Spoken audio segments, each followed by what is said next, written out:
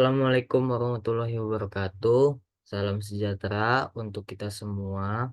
Yang terhormat Ibu Lili Yuliawati, SPD, MM, MPD, selaku dosen karakter building Universitas Bina Sarana Informatika. Dan yang saya hormati teman-teman yang menonton video ini. Saya Muhammad Ihsan Raffi Ardiansyah dari kelas 19 3C04. Di sini saya ingin mempresentasikan proyek UAS yang berjudul Konservasi Satwa Liar.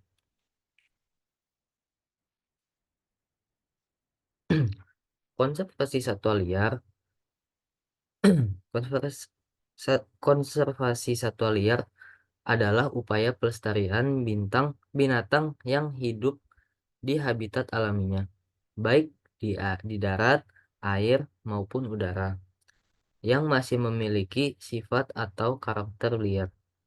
Tujuan konservasi ini adalah untuk melindungi spesies yang terancam punah dan melestarikan habitat aslinya.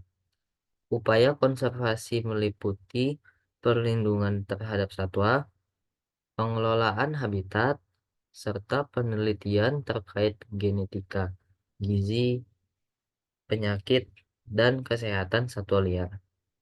Konservasi satwa liar juga penting untuk menjaga keseimbangan ekosistem dan keanekaragaman hayati, serta mencegah perubahan ekosistem akibat kelangkaan satwa tertentu. Penyebab kepunahan. Penyebab konservasi satwa liar dapat disebabkan oleh berbagai faktor. Beberapa penyebab utama kepunahan konservasi satwa liar antara lain: 1. Kehilangan habitat. 2. Perburuan dan perdagangan ilegal. Yang ketiga, pencemaran dan perubahan iklim. Dan yang keempat, fragmentasi habitat. Dan yang kelima, alien invasi spesies. Dampak kepunahan. Kepunahan satwa liar dapat memiliki dampak yang merugikan bagi ekosistem dan manusia.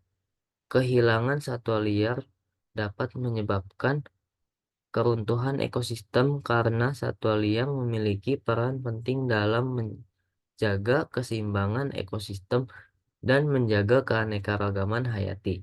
Selain itu, kepunahan satwa liar juga dapat mempengaruhi ketersediaan sumber daya alam yang penting bagi manusia, seperti air dan pangan.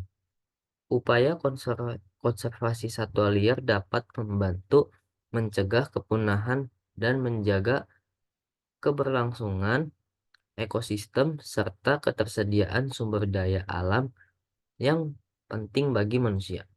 Namun, terdapat juga dampak negatif dari konservasi satwa liar, seperti fenomena domestikasi dan komodifikasi satwa liar yang dapat memicu perburuan dan perdagangan satwa liar semakin parah. Oleh karena itu, upaya konservasi satwa liar harus dilakukan dengan hati-hati dan memperhatikan dampaknya secara menyeluruh. Hewan-hewan yang hampir punah. Berikut adalah hewan-hewan yang hampir punah. Yang pertama ada badak Jawa. Populasi badak Jawa hanya sekitar 75 individu dan hanya dapat ditemukan di Pulau Jawa, Indonesia. Spesies ini termasuk rentan punah karena bencana alam, penyakit, dan perburuan liar untuk mengambil culanya, dan potensi perkawinan sedara. Yang kedua, ada harimau Sumatera. Diperkirakan populasi mereka hanya sekitar 600 ekor di alam liar dan hanya dapat ditemukan di Pulau Sumatera di Indonesia. Namun, seiring dengan memperluas meluas pemukiman manusia, habitat harimau Sumatera jadi semakin kecil. Selain itu, perburuan harimau dan perdagangan ilegal bagian tubuhnya menimbulkan kekhawatiran serius pada keberlangsungan hidup mereka. Dan yang ketiga, ada orang utan tap, tapa, tapatuli, tak tapanuli. Orang hutan tapanuli hanya bisa ditemukan di area alam liar yang terisolasi di hutan tropis ekosistem Batang Toru, Sumatera Utara, ya di Indonesia. Spesies ini berada dalam status kritis karena jumlahnya hanya sekitar 800 ekor di alam liar. Angka tersebut sebagai spesies kera besar paling terancam punah di dunia. Dan yang keempat ada tutul amur. Macan tutul amur. Macan tutul amur merupakan kelompok kucing besar dan paling langka di dunia. Macan tutul amur hanya dapat ditemukan di wilayah yang relatif kecil di jauh timur Rusia dan timur Laut Cina. Dan yang kelima ada badak hitam. Populasi badak hitam mengalami penurunan yang